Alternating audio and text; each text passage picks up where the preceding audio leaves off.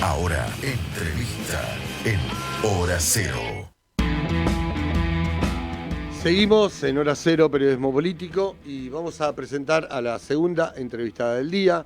Está en línea, y desde ya le agradecemos por la hora, la legisladora porteña de La Libertad Avanza, y además que tuvo un rol muy importante en la campaña de Ramiro Marra, precandidato, ahora candidato a jefe de gobierno por el espacio de Javier Milei. Me estoy refiriendo a Rebeca Fleitas. Hola Rebeca, ¿cómo estás? Soy Antonio Lizano. Bienvenida a Hora Cero Periodismo Político. ¿Qué tal, Antonio? ¿Cómo estás? Buenas noches. Gracias por la invitación. No, por favor, gracias a vos por atendernos. Rebeca, quiero ir directamente, por eso me gustaba hablar con vos, ir directamente a una dirigente como vos, porque se habló muchísimo, que vos lo habrás visto, lo habrás leído, se habló muchísimo sobre el triunfo de Javier Milei. Me gustaría un análisis tuyo, en realidad, que estás adentro, de cómo analizás vos, digamos, cuál es tu análisis sobre por qué sacó los votos que sacó Javier Milei y terminó primero en las PASO. Mira, yo creo que el contexto económico que estamos atravesando actualmente en Argentina habla por sí mismo de por qué Javier Milei y La Libertad Avanza obtuvo el resultado que obtuvo en las elecciones de este domingo.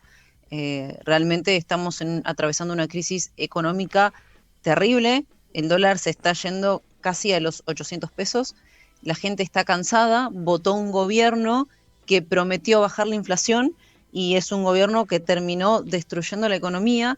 La gente está cansada de eso, no llega a fin de mes, encima hay inseguridad y ahora el único espacio político que propone terminar con eso y que tiene también la fortuna de no tener una gestión política previa es justamente La Libertad Avanza y Javier Milei. Entonces ahí está el por qué Javier ha tenido tantos votos a nivel nacional y terminó ganando las elecciones de este domingo. Claro. Y ¿sabes qué? Quiero ir a una segunda, es interesante lo que dijiste, quiero ir a una segunda en relación a tu opinión. ¿Cómo debe seguir la campaña? Porque también hay muchos análisis y debates en relación a eso. Me refiero a la campaña de La Libertad Avanza, ¿no? De acá a octubre, después de tan buen resultado. Recordemos además, para capaz algún oyente que no lo sabe, que fue histórico porque ganó en 16 provincias.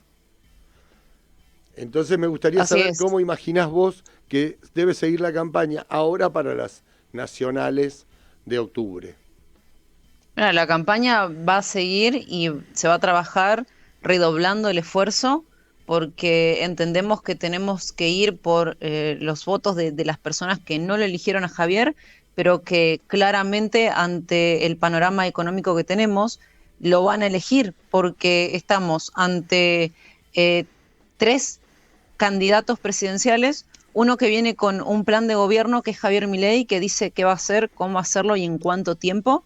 Tenés una candidata a presidente que es de Juntos por el Cambio, que copia el discurso de Milei, que ahora te habla de status quo, que te habla de orden, te habla de libertad y te dice que el costo lo tiene que pagar la casta política. O sea, es una copia del discurso de Javier Milei. Y después tenés otro candidato a presidente que es el actual ministro de Economía, que como ministro no se está ocupando de bajar la inflación en Argentina. Entonces, vamos a trabajar con las mismas propuestas que venimos trabajando, redoblando el esfuerzo y haciéndole ver al ciudadano que la propuesta del cambio para mejorar Argentina está en manos de La Libertad Avanza y de Javier Milei. Rebeca, quiero ir a algo muy porteño, que tiene que ver, igual trascendió a todo el país lo que pasó el domingo, que tiene que ver con lo del voto electrónico y con el tema de la fiscalización, pero me gustaría, vamos a dividirlo, si te parece, primero me gustaría que arranques con el voto electrónico. Recuerdo a los oyentes, capaz alguno no lo sabe, que hubo mucha demora, y esto no tiene que ver ni con un partido ni con otro, porque lo dijeron todos, desde La Libertad Avanza hasta el peronismo, los radicales, todos, digamos, lo vivió la gente, hubo mucha demora con el tema del voto electrónico, y me gustaría tu opinión al respecto. Sí, a ver, hubo demoras porque claramente no estaba preparada la Ciudad Autónoma de Buenos Aires para llevar adelante una elección con un sistema de de boleta electrónica como se hizo este domingo. Tengamos en cuenta que fallaron alrededor de 240 máquinas y que no daban abasto con el servicio técnico para ponerlas en funcionamiento. Entonces, eso demoró un montón el sistema de votación. Me parece que claramente hay un montón de cosas para rever para las elecciones generales. También se está discutiendo si se va a volver a utilizar el mismo sistema o no. Eso claramente es una potestad de Servini y de Cubría, que va a ser ella quien decida finalmente si se va a volver a utilizar el mismo sistema, pero de ser así, de mantenerse el sistema de la boleta electrónica, hay que rever muchísimas cosas porque si bien es rápido el sistema, yo tardé, en la escuela donde yo voté, tardé 3 minutos en votar boleta de papel y con la boleta electrónica. Evidentemente, en general, se generó una demora que provocó que en distintas escuelas se extendieran los comicios a las 7 de la tarde y que la gente demorara muchísimo más en votar, porque si bien se cerraron las puertas a las 19 horas, hubo gente que votó hasta después de las 8 de la noche. Entonces eso también demoró muchísimo el recuento de votos. Claro. Sé que están trabajando también fuerte el tema de la fiscalización, porque es otro tema clave. Así es, sí. Sí, a ver, nosotros acá en Capital Federal, los legisladores estamos trabajando fuerte en el tema de la fiscalización, enfocados en la campaña de Ramiro Marra como jefe de gobierno. También, obviamente, la fiscalización está enfocada en cuidar la boleta de papel de Javier Milei, porque vimos lo que pasó el domingo a nivel país, cómo robaban la boleta de Javier Milei o cómo la rompían justamente en la numeración donde está el número de la boleta.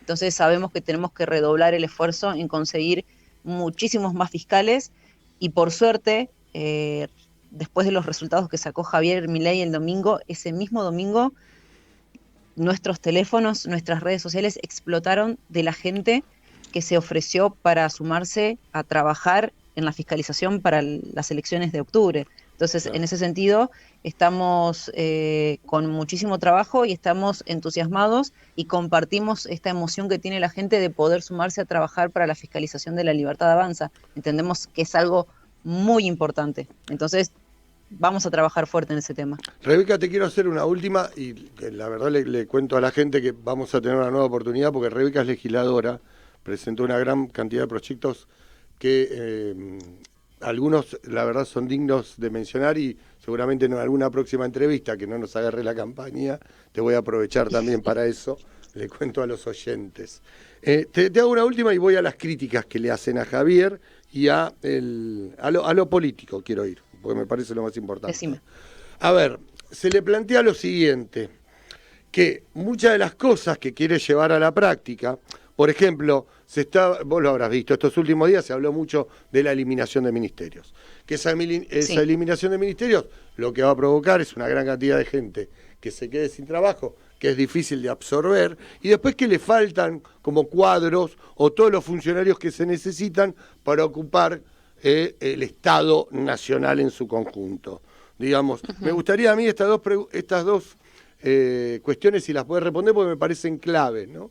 Porque el tema de los despidos y todo eso provoca también un efecto en la gente. Sí, a ver, Javier lo explicó muy bien en muchísimos canales, que de hecho hizo una suerte de tour por distintos canales explicando su plan de gobierno, porque, claro, al ser el único candidato que ha presentado un plan de gobierno, todos empezaron a tergiversar las propuestas de Javier, y esto que vos mencionás es uno de los puntos fundamentales que han tergiversado. Javier lo que ha dicho específicamente, y esto está en el plan de gobierno, es, primero, sí, cerrar ministerios. ¿Por qué? Porque vos, para poder empezar a achicar el gasto político y público que existe actualmente en la administración pública, tenés que empezar a achicar gastos. Hoy existen ministerios que no han funcionado en la práctica. Y Javier ha dado ejemplos concretos, por ejemplo, con el Ministerio de la Mujer. El Ministerio de la Mujer ha tenido presupuestos exorbitantes, millonarios, y la verdad es que los feminicidios no han bajado. Entonces, ese es un punto clave. Entonces, claramente hay que hacer una revisión en todos los ministerios. Por eso Javier propone cerrar y centrar las temáticas centrales en 7 ministerios para poder llevar adelante el plan de gobierno que él tiene. Después, en cuanto al tema de los despidos, Sí. Javier lo que dice es reasignar al personal claramente en áreas donde se los necesite.